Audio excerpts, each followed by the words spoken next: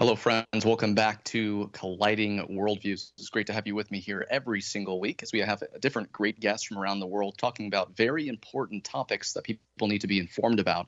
And of course, we want to get the gospel out there to Muslims throughout the world and all people throughout the world who don't understand the gospel and they need to repent and put their trust in Christ.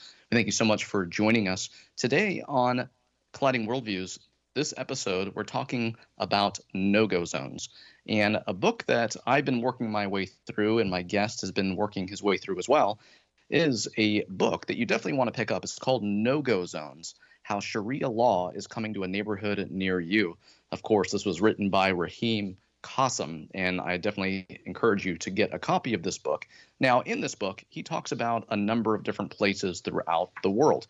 I'm going to go ahead and read you the chapters here.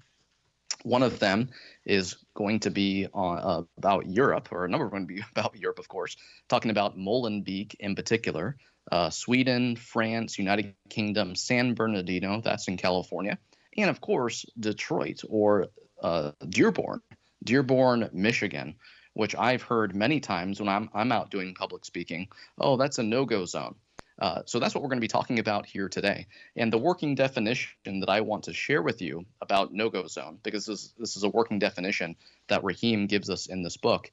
And it says, quote, an area in which the likelihood of being attacked, accosted, or otherwise abused on the basis of your appearance or the bigotry of locals is higher on average than elsewhere in the city or country in question. A no-go zone, quote unquote, may refer to an area in which police require authorization or acceptance from a religious figure or community leader before entering, or indeed where the rule of law has either broken down or been supplanted by a foreign set of rules. So that is the working definition of no-go zone that I want you to keep in mind today when I talk with my guest. And my guest is a man who's been here a number of times on ABN. His name is Scott Cherry. He is a Christian minister and the general editor of towandtowheed.com. You can see that website on the bottom of your screen. And again, towandtowheed.com. He also has a book that you'll want to pick up as well. And if you're on any place where you buy books and you pick up a copy of No-Go Zones, make sure you get a copy of Scott's book. It is called The Reason of Reason, How Reason, Logic, and Intelligibility Together Are Evidence for God. So, Scott, welcome to Colliding Worldviews. Thanks, Tony. Great to be with you. It's great to have you here, Scott, a friend for a number of years. And here's the interesting part, folks. This is why I'm so glad to have Scott here, and we can answer the question once and for all if Dearborn, Michigan is a no-go zone, because Scott has lived in Dearborn for 22 years. So guess who I talk about when I'm asked about Dearborn, when I'm out doing public speaking? Scott, I bring you up all the time. I don't mention you by name, but I say, hey, I have a friend who's lived in Dearborn for 22 years, and here are the things that he does, and here's what he has told me, and here's what I've actually seen when I've gone there. Now, Scott, when I first went to Dearborn for the first time, I went to the grocery store. I mean, I felt like I was in Israel again. I mean, I saw women, all kinds of women wearing the hijab. Women wearing burqas, niqabs, abayas. You see all of the traditional conservative Islamic dress there worn by women. What is it like if you're trying to explain Dearborn, Michigan to people? How do you usually explain it? I explain Dearborn as a wonderful place to live. And then I go about describing it. You know, it's wonderful to me because of how close-knit the neighborhood is. It's wonderful because of how multicultural it is, because of how many different kinds of foods there are, because of the integration of American culture with Arab culture. I mean, we have a Pizza Hut next to a shawarma place, you know, and that's just one example. We have all the modern American amenities and shopping centers and conveniences with all of the variety of the Arabic markets that are generally much smaller, and the restaurants. And hey, I like that. I like culture. I like variety. I like to travel and go to other places in the world. I like that I don't have to travel to Arabic countries in order to have Arabic food and talk to Arabic people. I live in a neighborhood with Arabic-speaking people from Yemen and Lebanon and Iraq. And in the past, we've had some people from Pakistan on our block. We have some Albanians and some Egyptians that are less populous, but we also have still Americans who are white or black, and some are Hispanic. We have a Hispanic young couple across the street. So I love the diversity. I love the interesting conversations that can be had with people from different parts of the world. It's very safe, and it's very interactive. And Scott, when I've been there, definitely, folks, Scott is not lying in any way. I mean, the great food, it doesn't matter if you're looking for pastries, if you're looking for shawarma or any type of Arabic food, you'll find it there. And yeah, I mean, if you want to take a trip to, say, the Middle East, and you're like, hey, it costs this much, well, you can always just go to Dearborn, Michigan instead. Just fly into Detroit, make your way over to Dearborn, and it will feel like an international trip, much cheaper than an actual international trip, though. So yes, you go there. There's great food, many great people, and yes, there are many different ethnicities and cultures you will find there. And definitely, if you like to speak with Arab people, you'll definitely find them there. There's a mixture of Iraqis and Yemenis, and I mean, just name it, they're pretty much there. In front of Scott's house, I mean, if you stand outside, about 90% of the cars that drive down the street are women wearing hijabs. I mean, it's not going to seem like your average American city, although it's not too far from Detroit. Now, Scott, when we talk about no-go zones, and you've made your way through this book as I have as well, neither one of us are completely done with it. But when we look at the news stories about Europe and no-go zones there, and we read about what happens in those places where if you are a non-Muslim, usually you are going to be yelled at, or maybe women are going to be heckled if they're not wearing a hijab. If worst case, you hear about women who are raped, you hear about the rape gangs and so forth that are in the UK. Now, when we talk about these UK no-go zones and what actually happens in those places, and if that is your working definition that I mentioned earlier about a no-go zone, how would you compare Dearborn to that? Well, let me tell you first, honestly, I am still trying to get my mind around what no-go zones are. What I know for sure with utmost confidence is that Dearborn is not one. So when people describe no-go zones or write about them or do podcasts about them, I think, what in the world? How could any place be like that? I can't even get my mind around that.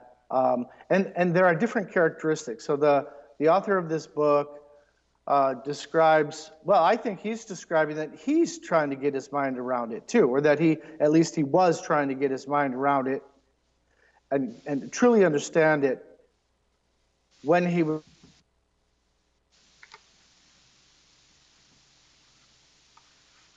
zone. Beware, do not enter, anything like that, right? So you can walk right into a no-go zone in some part of the UK or some part of Belgium or France or Sweden, and maybe you won't even know it at first. Anyway, there are subtler factors, subtler characteristics. Okay. One that comes to my mind from Rahid's book is is that the police are afraid to go there, or they're reluctant to go there. Okay, why is that? Because the police fear for their own safety, maybe, or because they have arrangements, they have, unwritten consent with the inhabitants of that particular neighborhood or apartment building. Well, in Dearborn, the police are everywhere, okay? And it's not as though they're chasing somebody down all the time or, throwing somebody up against the car and cuffing them.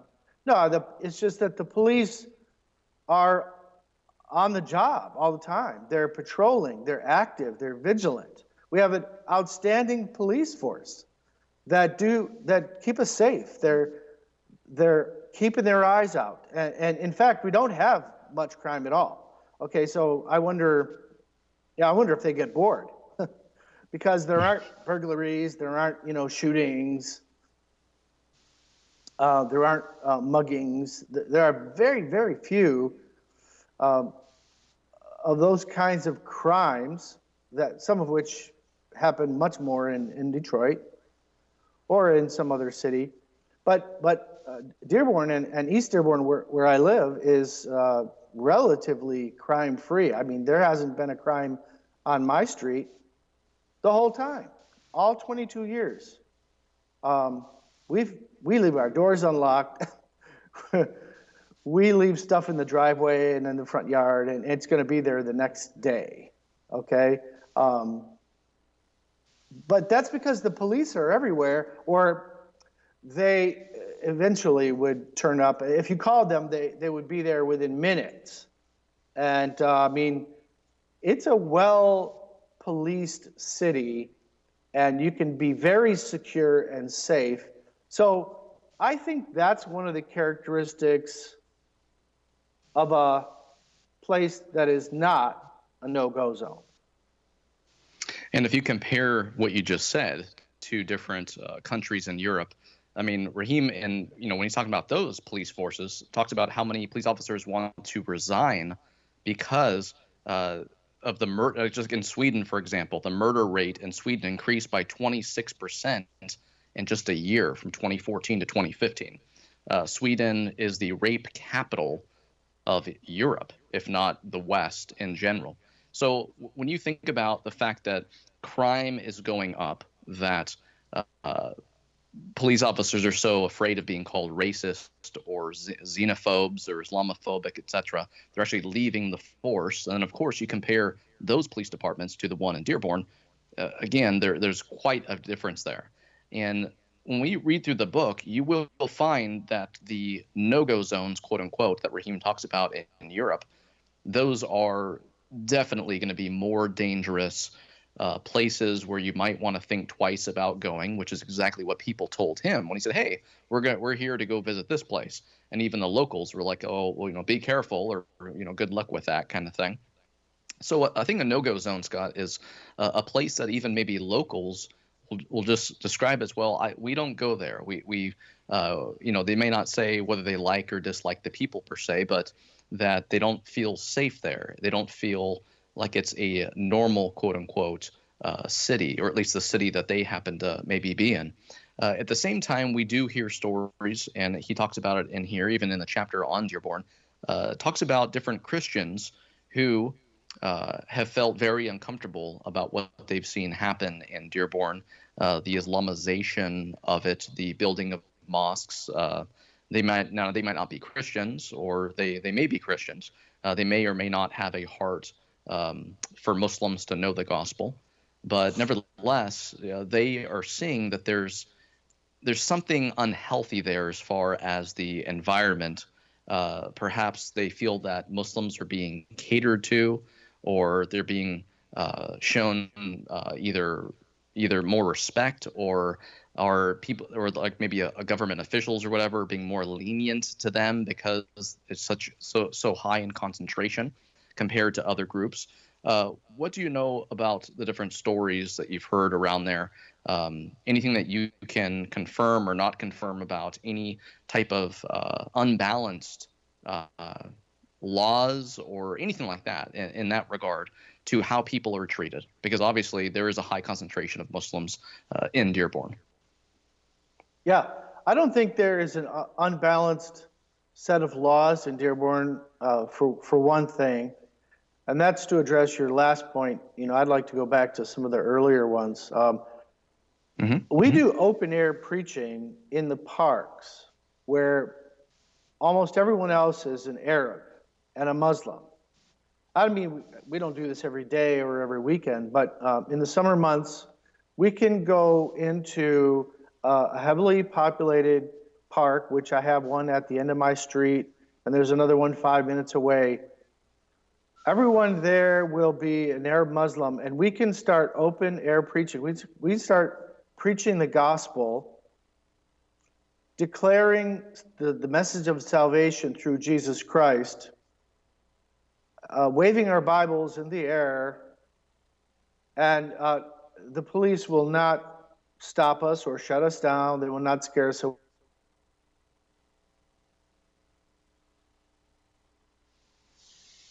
Having a few technical difficulties there. But yes, as Scott was saying, he's lived there for 22 years, and believe it or not, this is something that people cannot believe. When I'm out talking, giving public presentations, then all of a sudden during the Q&A, someone brings up Dearborn, Michigan in particular, or no-go zones, quote unquote, in general, and I let them know. My friend who's lived there for 22 years, he has done door-to-door evangelism in Dearborn. He has gone to the school campuses, the college campuses, and open air preached and shared the gospel with people. And Scott, go ahead and continue on what you've done in the parks there. So if some of the police will come, or maybe the park security people, they would ask us to turn off our amplification, but they would say, by all means, continue preaching. Now, Muslim people will be streaming back and forth, not surrounding us, not being intimidating or threatening, not throwing anything, and also not even paying that much attention, unfortunately, kind of doing their own thing.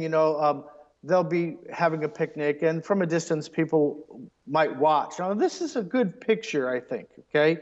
Here are Christian people who are probably white or black in an Arab park, or, a park where mostly Arabs congregate. And we're preaching a message that they disagree with.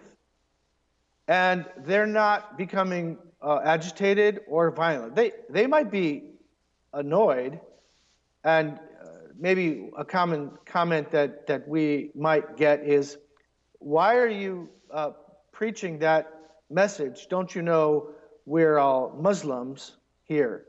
As if to say they don't need it or they don't want it. Now, that's normal.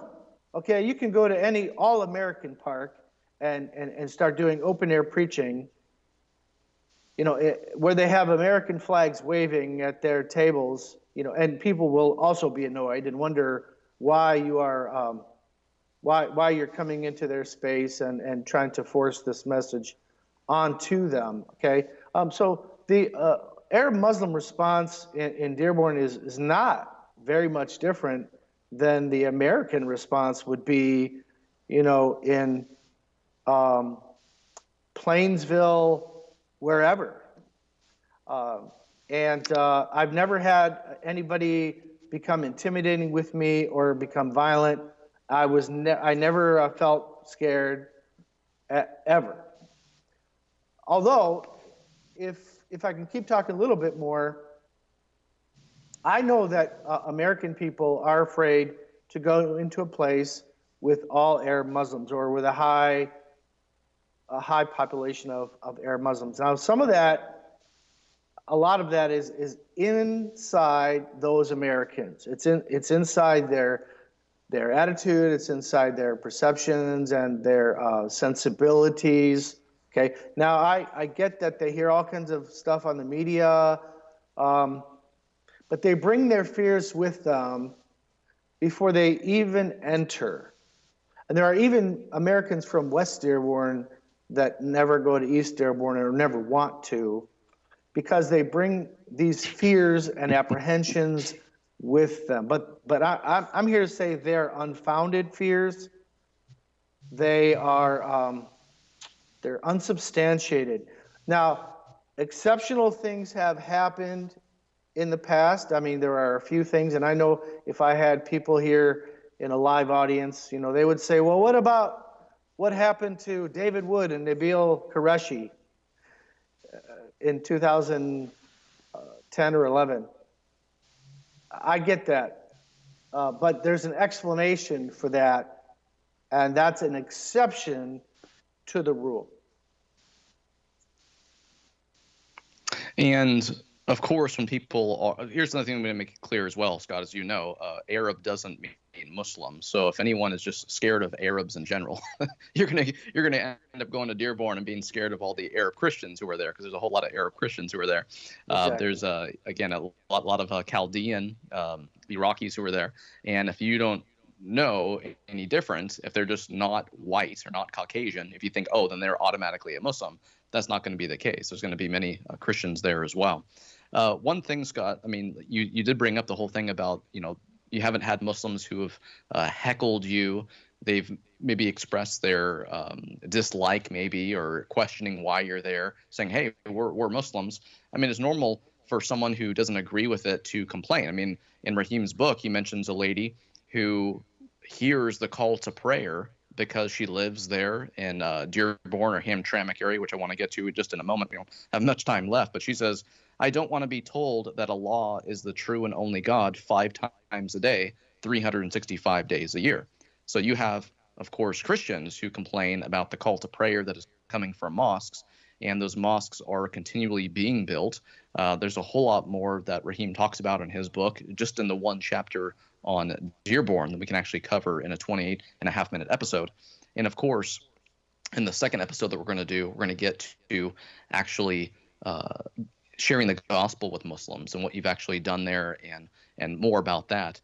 Continuing on with the no-go zones, let's talk about Hamtramck for a moment. How far is Hamtramck from Dearborn, and is it true that actually has a majority Muslim city council now?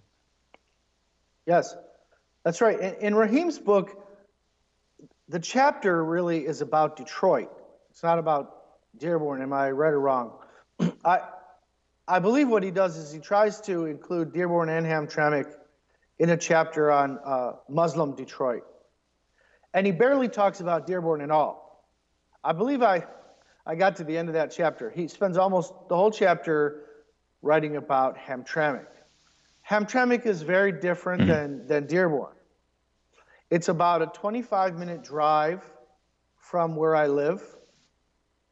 It's surrounded by Detroit on all sides. It's 2 square miles. It's maybe the most culturally diverse city in all of the United States. Some have said that.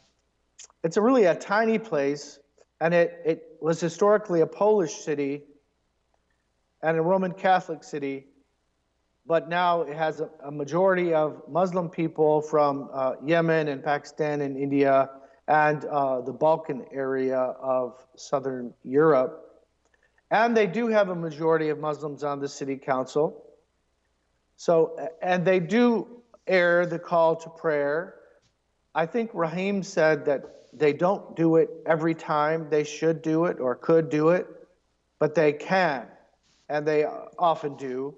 And no, I don't want to hear that either. I'll be honest with you. I don't want to hear the call to prayer ever in my city, and for the same reason. I don't want to hear someone on the loudspeaker telling me Allah is greater or the greatest, and come to prayer and pray the Muslim prayers.